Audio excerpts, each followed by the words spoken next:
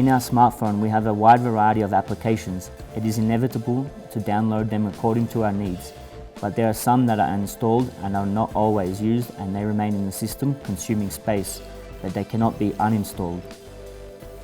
Freezing an application is to disable it from the system.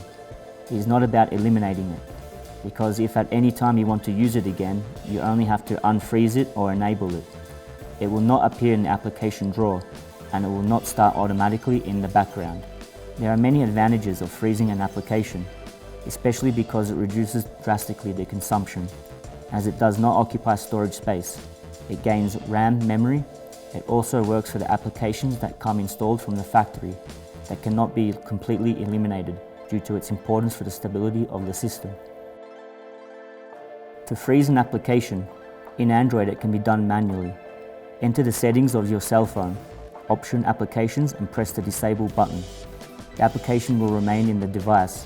To enable it, you can do the same procedure. You can also use applications like AntTech, Titanium Backup, or SD Made, which is one of the simplest. The first thing you will see is a screen with different tools. To find applications that you want to freeze, click on Applications Control, and a list of all installed applications will appear. Select one of them, and in the menu that is displayed, press Freeze Application. To use it again, you must do the reverse process to defrost, and it will automatically be available again and enabled on your smartphone.